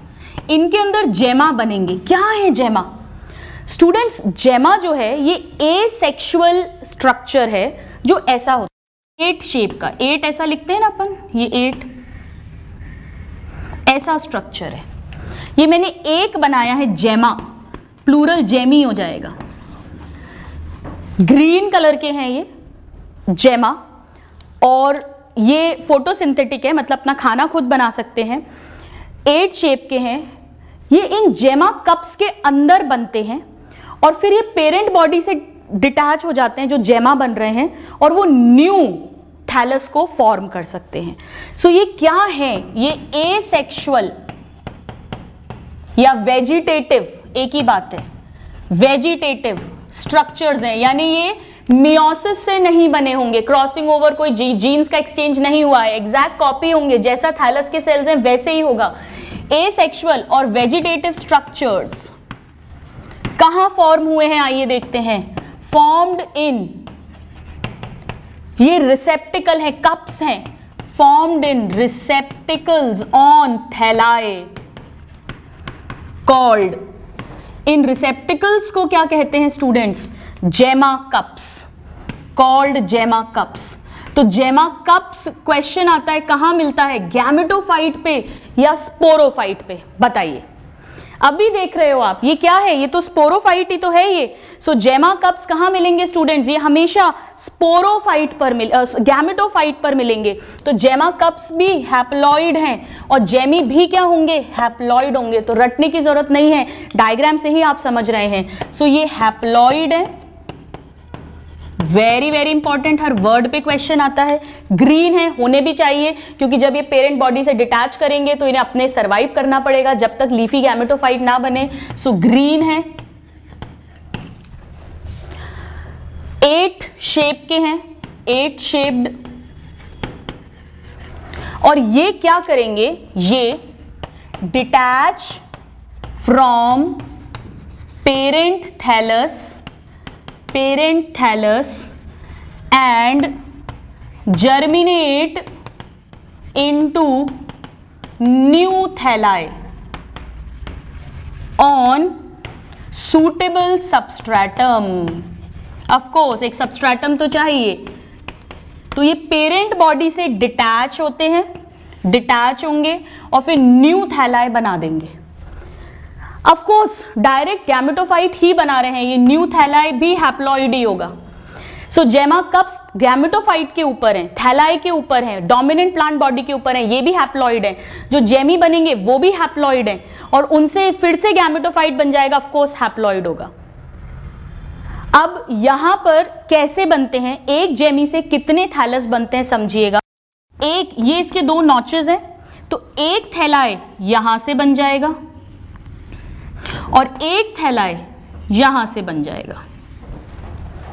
तो ध्यान रखिए, मैं यहां पर लिख रही हूं, वन जेमा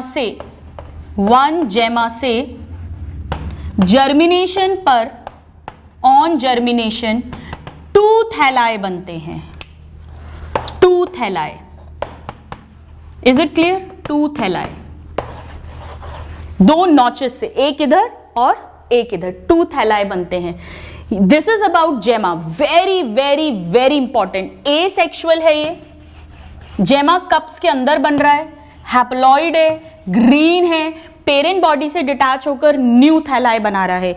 ये जो डायग्राम हमने बनाया है, अब ये कंप्लीट होता है मार्केंशिया, और मार्केंशिया इकलौता यूनिसेक्सुअल या डायोशियस ब्रायोफाइट है। तो ये इसका मेल मार्केंशिया या मेल थैलस हो गया और ये फीमेल मार्केंशिया या फीमेल थैलस हो गया, राइट? इसको नोट डाउन करिए। नाउ स्टूडेंट्स, अब मैं आपसे एक बात पूछती हूँ, मुझे बताइए कि ये जो जेमा है ये मल्टी सेल्यूलर है या यूनिसेल्यूलर है? बताइए, क्या दिख रहे हैं आपको? ये इसको हटा देते हैं अपन। ऑफ कोर्स मल्टी सेल्यूलर हैं, कितने सारे सेल्स के बने हुए हैं, देखिए कितना बड़ा सा है ये। तो अब मैं यहाँ पर एक और वर्ड को ऐड करती हूँ, ये हैप्लॉइड हैं, ये ग्रीन हैं और ये मल्टी सेल्यूलर हैं और सारे सेल्स इसके हैप्लॉइड होंगे ऑफ कोर्स। अब मैं आपसे पूछती हूं, इसकी स्टॉक है या नहीं? बनाया ही मैंने ऐसे था। So yes, they are stalked. हर वर्ड पे क्वेश्चन आता है students. So they are green, they are multicellular, they are haploid, they are stalked, they are asexual structures, they will detach from parent body and they will form new thalli. One gemma will form 2 new thalli, right? So this is all about asexual reproduction in bracts, जिसमें हमने अच्छे से समझा कि ये जो asexual reproduction है ये fragmentation and budding in secondary protonema के थ्रू होगा मॉसेस में, और फ्रैगमेंटेशन एंड जेमा फॉर्मेशन के थ्रू होगा इन लिवरवर्ट्स। नाउ मैं यहां पर क्विकली कुछ कॉमन ब्रायोफाइट्स के नाम लिख रही हूं, जैसे ये सब नाम आपने सुने हुए हैं ऑलरेडी, तो मैं इनको फटाफट लिख देती हूं। बक्सबॉमिया, याद है ना क्या था, अभी आपसे पूछूंगी। बक्सबॉमिया। नाउ एक हमने पढ़ा था पॉलीट्राइकम, पॉलीट्राइकम और एक स्फैगनम। मार्केंशिया और रिक्शिया मैंने यहां नहीं लिखा है। फ्यूनेरिया के नाम हमने पढ़ लिए, इसे रोप मॉस या कॉर्ड मॉस या ग्रीन मॉस कहते हैं, क्यों वो हम ऑलरेडी समझ चुके हैं। नाउ क्रिप्टोथैलस और बक्सबॉमिया जो है ये दोनों सैप्रोफिटिक है, ऑटोट्रॉफिक नहीं है, डेड डीकेइंग मैटर पे फीड करते हैं, पर एक डिफरेंस है, ये सैप्रोफिटिक लिवरवर्ट है और ये सैप्रोफिटिक मॉस है। तो अगर सैप्रोफिटिक मॉस करके क्वेश्चन आएगा तो ये आंसर होगा, और लिवरवर्ट करके आएगा तो ये आंसर होगा। नाउ पॉलीट्राइकम जो है इसको इसके शेप के कारण हेयर कैप मॉस कहते हैं, हेयर कैप मॉस, ये डायरेक्ट लर्न करना है। और अब मैं आपको स्फैगनम का डायग्राम बना के दिखाती हूँ। एनसीईआरटी में मार्केंशिया का डायग्राम है जो हमने याद किया, अम्ब्रेला, लड़की अम्ब्रेला लेती हैं, लड़के कैप लगाते हैं, उससे ध्यान रखेंगे हम। जेमा कप्स भी हमने देख लिए, राइजोइड्स देख लिए। फिर फ्यूनेरिया का डायग्राम है जो मैंने फन जैसा बताया आपको, सांप के फन जैसा स्पोरोफाइट दिख जाएगा। और एक स्फैगनम का डायग्राम है ऐसा। अब स्फैगनम किस में पढ़ा है अपन ने, मॉसेस में पढ़ा है, ये एक मॉस है तो इसमें भी लीफी गैमेटोफाइट होगा।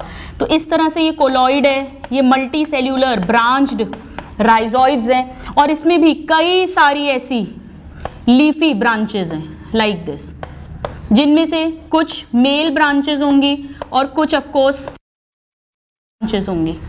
तो एनसीईआरटी में लेबल्ड है, एक मेल ब्रांच बना हुआ है, एक फीमेल ब्रांच बना हुआ है। ये ऑफकोर्स मेन एक्सिस है या स्टेम कह सकते हैं, स्टेम लाइक स्ट्रक्चर, और ये इसके राइजोइड्स हैं। ये स्फैगनम का डायग्राम बना हुआ है। इसको कैसे याद रख सकते हो, मैंने कैसे याद रखा था, स्फैग हैग, हैग मतलब हग, हग मतलब किसी को गले लगाना। ये देखिए बिल्कुल ऐसा लिपट रहे हैं आपस में, तो this is the diagram of Sphagnum. अब स्फैगनम के बहुत सारे नाम हैं, वो क्यों है वो अभी थोड़ी देर में समझ में आ जाएगा। एक नाम है इसका बॉग मॉस, अभी हम समझेंगे बॉग का क्या मतलब है।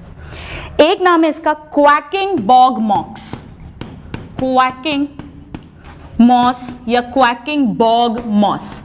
एक नाम है इसका स्टूडेंट्स पीट मॉस, ये सारे क्वेश्चंस हैं, पीट मॉस। एक नाम है इसका एब्जॉर्बेंट कॉटन मॉस या कॉटन मॉस, कॉटन मॉस। क्या क्या नाम हो गए, पीट मॉस, कॉटन मॉस। एक और नाम है इसका बहुत बहुत इंपॉर्टेंट, कारपेट मॉस या टर्फ मॉस। हर वर्ड पे क्वेश्चन आता है, अभी आपको सब समझ में आ जाएगा क्यों ये नाम दिए गए हैं। अब हम पढ़ते हैं इकोनॉमिक इंपॉर्टेंस ऑफ ब्रायोफाइट्स, और वहां पर आपको ये नाम भी क्लियर हो जाएंगे कि क्यों दिए गए हैं। Please note this.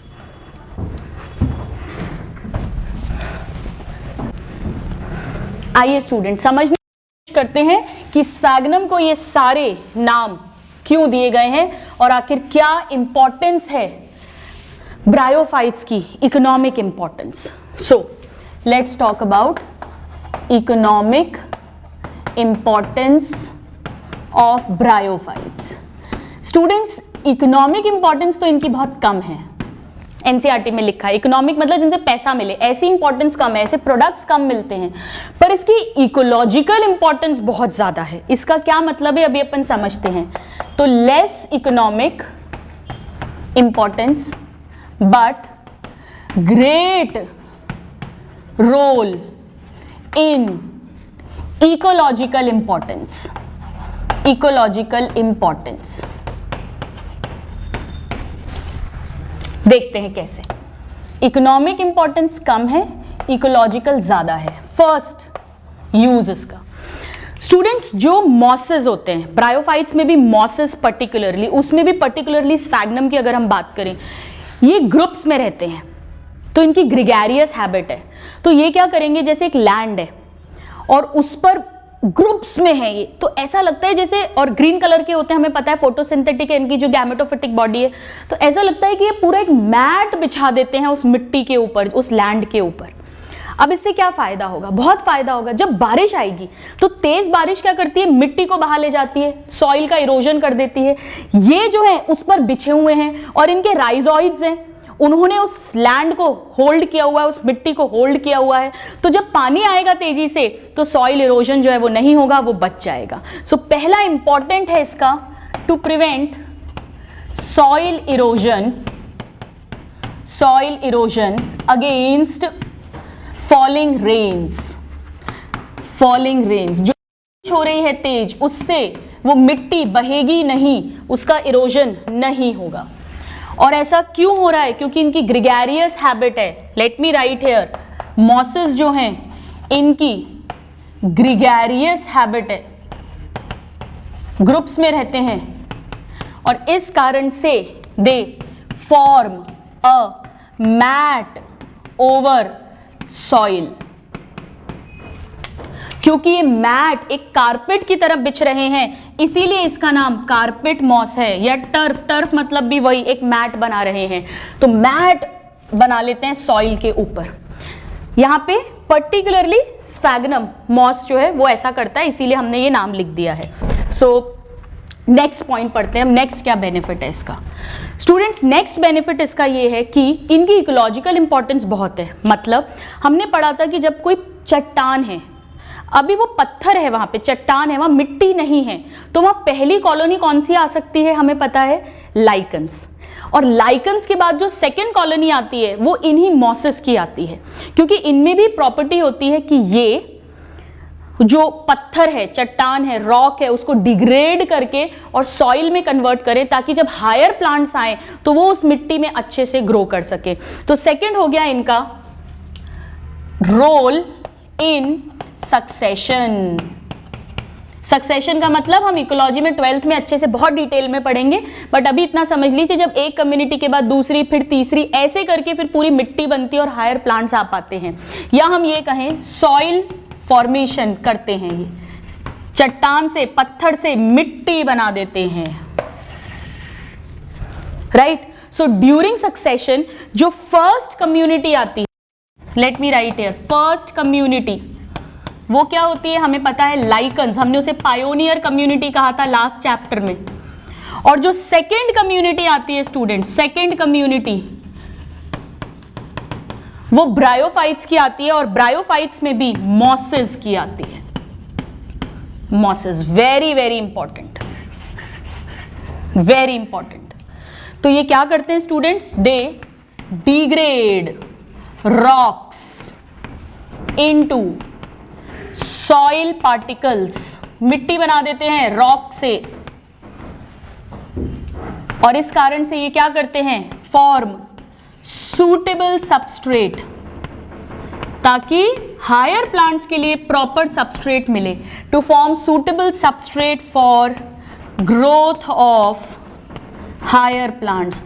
ये इकोलॉजिकल रोल है जो बहुत बहुत बहुत इंपॉर्टेंट है। This is very important. So soil erosion पहला हो गया, सॉइल फॉर्मेशन दूसरा हो गया। अब हम इसका थर्ड रोल देखते हैं। स्टूडेंट, थर्ड रोल ये है कि मॉसेस में भी पर्टिकुलरली जो स्फैग्नम होता है, इसके अंदर बहुत अच्छी वाटर होल्डिंग कैपेसिटी होती है। ये अपने बॉडी वेट से 26 to 30 टन टाइम ज्यादा पानी को होल्ड कर सकता है। तो जब ये इतना बढ़िया पानी होल्ड करता है, तो मान लीजिए कि कोई लिविंग मैटर है, मान लो कोई सीडलिंग है या कोई पेड़ का कट पार्ट है, वो हमें एक जगह से दूसरी जगह ट्रांसपोर्ट करना है। तो नेचुरली, क्योंकि अब वो मिट्टी से तो उसको वाटर मिल नहीं रहा, आपने वो कट पार्ट है तो, या सीडलिंग है, उसको भी मिट्टी से तो पानी मिल नहीं रहा, तो वो तो मुरझा जाएगा, मर सकता है ड्राइनेस के कारण, डिहाइड्रेशन के कारण। तो स्फैग्नम के साथ उसको ट्रांसपोर्ट करते हैं, क्योंकि स्फैग्नम जो है उसने बहुत अच्छा वाटर होल्ड किया होता है। तो जो भी लिविंग मैटर का ट्रांसशिपमेंट होता है, जो भी पैकेजिंग होती है, उस टाइम पर स्फैग्नम को बहुत बढ़िया तरीके से यूज किया जाता है। इनफैक्ट स्टूडेंट्स, स्फैग्नम जो है वो इतना अच्छा वाटर होल्ड करता है कि वर्ल्ड वॉर 1 के टाइम पर जब ड्रेसिंग करनी होती है, तो ड्रेसिंग भी क्यों करते हैं? जैसे ये घाव है, इस पर ड्रेसिंग करते हैं, तो ड्रेसिंग में अपन कॉटन यूज करते हैं, क्योंकि जो भी उसमें से फ्लूइड निकल रहा है गंदा, वो सब कुछ वो कॉटन में आ जाता है, और फिर आप ड्रेसिंग चेंज कराते हो, उस कॉटन को फेंक देते हो। तो वहां स्फैग्नम की ड्रेसिंग यूज की जाती थी, क्योंकि स्फैग्नम वो सारा फ्लूइड जो है उसको होल्ड कर लेता था, उसको एब्जॉर्ब कर लेता था, इसीलिए इसको हमने कॉटन मॉस कहा है, क्योंकि ये एब्जॉर्बेंट कॉटन की तरह काम करता है। तो आइए देखते हैं थर्ड इंपॉर्टेंस इसका, good water holding capacity of sphagnum particularly, जो एक मॉस है स्फैग्नम, इसीलिए इसको कॉटन मॉस कहा है। इस कारण से दो जगह यूज हो जाएगा इसका। Number 1 for packaging and transshipment of living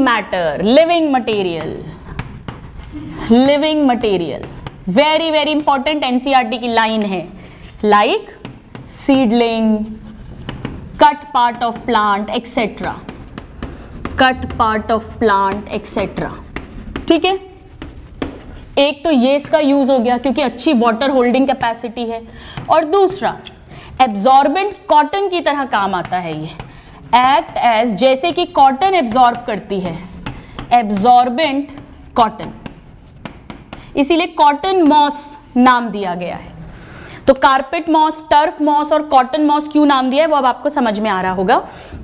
and this was used as dressing. ये क्वेश्चन पूछते हैं वर्ल्ड वॉर 1 के टाइम पे ड्रेसिंग की तरह किसे यूज किया गया था? स्फैग्नम मॉस ब्रायोफाइट को यूज्ड एज ड्रेसिंग इन या during world war 1।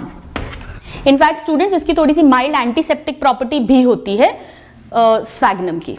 Now let's talk about one very very important use, वो मैं आपको बाद में बताऊंगी, पहले एक थोड़ा सा छोटा यूज लिख लेते हैं, और वो है इसको फूड की तरह यूज करते हैं ब्रायोफाइट्स को। So used as food for, अब ये खुद खाना बनाते हैं, पेड़ है तो पेड़ों को जो खाते हैं वो कौन होते हैं? शाकाहारी जानवर यानी herbivorous, for herbivorous mammals, birds and other animals, mammals, birds and other animals। जैसे पॉलीट्राइकम जो है स्टूडेंट्स, उसको फूड की तरह यूज किया जाता है। पोल्ट्री, पॉलीट्राइकम जो फ्यूनेरिया वाले ग्रुप में ही आता है, इसे पोल्ट्री मॉस कहते हैं। बर्ड्स को फूड की तरह ये दिया जाता है, राइट। आप इसे नोट करिए, यहां जो मैंने 4th पॉइंट छोड़ा है वो होता है पीट फॉर्मेशन, और इसीलिए स्फैग्नम का नाम है पीट मॉस। और बॉग मॉस भी क्यों है वो यहीं समझ में आ जाएगा, very very important, but please note this. आइए स्टूडेंट्स, ये पीट क्या होता है इसको समझते हैं। देखिए, ये जो स्फैग्नम है स्टूडेंट्स, ये दलदल में रहता है, दलदल को ही मार्शेस या बॉग कहते हैं, और ये एसिडिक दलदल में रहता है जहां पे एसिडिटी ज्यादा होती है। तो अब देखिए क्या सिचुएशन है, स्फैग्नम जो है, इसीलिए इसे बॉग मॉस कह रहे हैं हम, या क्वैकिंग बॉग्स। बॉग्स कई तरह के होते हैं, एसिडिक वाले को क्वैकिंग बॉग भी बोलते हैं, बस इतना ध्यान रख लेना। और ये पीट बना रहे हैं तो इसे पीट मॉस भी बोलते हैं। सो स्फैग्नम जो है ये सरवाइव करता है एसिडिक मार्शेस में, दलदल में, या इन्हें ही बॉग्स कहते हैं, ठीक है। क्या होगा देखिए, ऐसे मासेस में बैक्टीरिया ज्यादा सरवाइव नहीं कर पाते, तो जब ये स्फैग्नम मरते हैं, डेड होते हैं, नॉर्मली क्या होता है, कोई भी प्लांट डेड होता है तो जो उसका ऑर्गेनिक मैटर है उस पे बैक्टीरिया डिकम्पोज कर देते हैं और सब कुछ उसका डिकम्पोजिशन हो जाता है।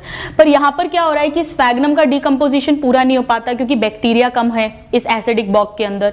साथ में जो और भी पेड़ हैं वो भी जब मर रहे हैं तो उनका भी डिकम्पोजिशन नहीं हो रहा, तो वो फॉसिल्स के फॉर्म में इकट्ठा हो जाते हैं, उससे फ्यूल बनता है, फॉसिल फ्यूल, कोल फ्यूल। उस फ्यूल को पीट बोलते हैं। एकदम डार्क कलर का, एकदम डार्क ग्रीन ब्राउन टाइप का स्पॉन्जी सा मास बनता है जिसे हम पीट कहते हैं, और उसे हम फ्यूल की तरह, ईंधन की तरह इस्तेमाल करते हैं। सो यहां पे क्या होगा, dead sphagnum and other plants in bog या in marshes, they are carbonized या fossilized कार्बोनाइज्ड या फॉसिलाइज्ड, क्योंकि उनका प्रॉपर डिकम्पोजिशन नहीं होगा, फॉसिलाइज्ड। और जब इनके फॉसिल बनेगा तो उस कारण से एक डार्क स्पॉन्जी मास बनेगा जिसे हम पीट कहते हैं, peat formation. Very very very important, peat formation. तो अब ये पीट के क्या बेनिफिट्स हैं? Number 1, this peat is used as fossil fuel, very very important. तो ब्रायोफाइट्स का एक बहुत अच्छा हमें यहां पर यूज मिला फॉसिल फ्यूल की तरह। दूसरा, ये जो पीट है स्टूडेंट्स, नेचुरली इसके अंदर स्फैगनम के ऑर्गेनिक कंपाउंड्स हैं। तो स्फैगनम जो है वो एसिडिक मीडियम में था, यानी इनके अंदर एसिडिटी ज्यादा है। तो इसे अगर हम मिट्टी में डाल दें इस पीट को, तो मिट्टी की जो अल्किनिटी है उसको ये रिड्यूस कर देगा। अगर मान लो pH 11 है और ये एसिडिक है pH 2, तो naturally alkalinity of the soil will be reduce. तो अगर सॉइल बहुत अल्कलाइन है और आपको थोड़ी अल्कनिटी कम करनी है तो आप पीट को इस्तेमाल कर लीजिए। So this reduce soil alkalinity. अच्छा, स्फैगनम है तो डेफिनेटली वाटर होल्डिंग कैपेसिटी पीट की भी बहुत बढ़िया होगी। So good water holding capacity, हमने अभी देखा ही है, बहुत बढ़िया वाटर होल्डिंग कैपेसिटी होती है, होल्डिंग कैपेसिटी। और अभी अभी मैंने आपको लिखवाया है कि ये स्पॉन्जी है। स्पॉन्जी मतलब इसमें बीच बीच में छेद हैं, छेद हैं। तो अगर ऐसी पीट को अपन मिट्टी में डालेंगे तो उस छेद के कारण एरेजन बढ़ जाएगा, right. So increase erosion of soil, erosion in soil. तो ये जो 3 प्रॉपर्टीज हैं इसकी स्टूडेंट्स, दिस एंड दिस, अगर हम पीट को मिट्टी में डालेंगे तो अल्किनिटी कम कर देगा, वाटर बहुत बढ़िया, वो सॉइल ऐसी मिट्टी अच्छे से पानी एब्जॉर्ब कर पाएगी और उसमें हवा भी बहुत बढ़िया रहेगी क्योंकि एयर स्पेसेस आ गई हैं इस पीट के कारण से। तो ये तो बहुत बढ़िया खाद की तरह काम कर रही है। यस, पीट जो है, अब मैं यहां पर लिखती हूं, इन 3 प्रॉपर्टीज के कारण गुड मैन्योर की तरह भी काम करते हैं। तो हम इस स्फैगनम से खाद भी बनाते हैं। तो पीट के 2 यूज हो गए, नंबर 1 मैन्योर और नंबर 2 फॉसिल फ्यूल। और वो क्यों मैंने आपको समझाया। अब आपको समझ में आएगा कि स्फैगनम के सारे नामकरण क्यों किए गए हैं। बॉग मॉस क्योंकि ये एसिडिक बॉग्स, मार्शेस या दलदल में रहता है, बॉग या क्वैकिंग मॉक्स या क्वैकिंग बॉग मॉस। पीट मॉस क्योंकि इससे पीट बन रहा है, पीट एकदम डार्क कलर का स्पंजी सा कार्बोनाइज्ड फॉसिलाइज्ड स्फैगनम है जो फॉसिल फ्यूल और बहुत बढ़िया खाद मैन्योर की तरह काम कर रहा है। कॉटन मॉस क्योंकि इसकी बहुत बढ़िया वाटर होल्डिंग कैपेसिटी है, तो ये बिल्कुल कॉटन की तरह एब्जॉर्ब कर लेगा और ड्रेसिंग्स वगैरह में भी यूज होता है। और कारपेट या टर्फ मॉस क्योंकि एक चादर, एक मैट, एक कारपेट बिछा देगा सॉइल के ऊपर ताकि मिट्टी बहे नहीं जब बारिश हो, इसीलिए कारपेट मॉस या टर्फ मॉस। और मॉसेस का इन जनरल रोल है इकोलॉजिकल सक्सेशन में, they can form the soil, right. इसके अलावा इन्हें फूड की तरह भी यूज करते हैं। इसके अलावा स्टूडेंट्स कुछ यूजेस हैं, जैसे स्फैगनम जो है इससे एक एंटीबायोटिक भी मिलती है जिसे हम स्फैगनॉल कहते हैं, स्फैगनॉल एंटीबायोटिक। हालांकि स्टूडेंट्स ये बहुत ज्यादा यूज में नहीं है, बस एक हल्का सा आइडिया होना चाहिए। इसीलिए तो इसकी एंटीसेप्टिक प्रॉपर्टी भी थी, अभी अभी मैंने आपसे कहा था, तभी तो इसको ड्रेसिंग में यूज करते हैं। तो ये बैक्टीरिया वगैरह को किल कर सकते हैं, हालांकि ये बहुत ज्यादा वेल एस्टैब्लिश्ड एंटीबायोटिक नहीं है, राइट। सो इस तरह से हमने देखा कि थोड़ा बहुत तो इसका डेफिनेटली इकोनॉमिकल रोल है, पर इकोलॉजिकल रोल ज्यादा है। फॉसिल फ्यूल की तरह यूज हो रहा है, इकोलॉजिकल सक्सेशन में यूज हो रहा है।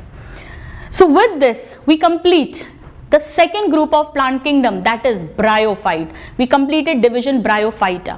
हमने देखा कि algae से ये more advanced है, हालांकि अभी भी ये क्रिप्टोगैम्स हैं, अभी भी सीड फॉर्म नहीं हो रही है, अभी भी ये नॉन स्पर्मेटोफाइट्स हैं, अभी भी ये एट्रेकियोफाइट्स हैं, अभी भी जाइलम फ्लोएम कंडक्टिंग टिश्यू नहीं बना है, लेकिन अब एम्ब्रियो बनने लग गया है, फर्स्ट एम्ब्रियोफाइट्स हैं। अब आर्चिगोनियम बन गया है, फर्स्ट आर्चिगोनिएट्स हैं। अब मियोसिस, स्पोर फॉर्मेशन के टाइम होने लग गया है, यानी स्पोरिक मियोसिस है। अब से हेट्रोमॉर्फिक ऑल्टरनेशन ऑफ जनरेशन देखने को मिल गया है, यानी 2 लाइफ के 2 स्टेजेस हैं, गैमेटोफाइट एंड स्पोरोफाइट। और अब हैप्लोडिप्लॉन्टिक लाइफ साइकिल स्टार्ट हो गई है। सो बहुत कुछ एडवांसमेंट हो गया है ब्रायोफाइट्स में। हालांकि अभी भी इनमें true leaf, root and stem नहीं है, अभी भी ये नॉन कॉर्मोफाइट्स हैं, थैलस लाइक बॉडी ही है but much more differentiated than algae.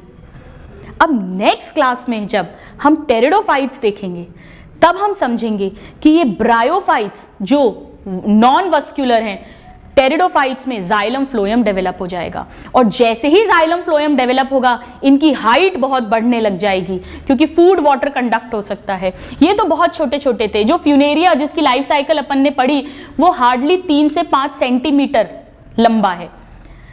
तो हम देखेंगे कि कैसे वस्कुलर टिश्यू डेवलप होगा, कैसे स्पोरोफाइट और थोड़ा डेवलप होगा, इसकी तरह एकदम मतलब डिपेंडेंट स्पोरोफाइट नहीं रहेगा, वहां मेन प्लांट बॉडी स्पोरोफाइट की बन जाएगी। आर्चिगोनियम, एंथ्रीडियम वो वहां भी होंगे।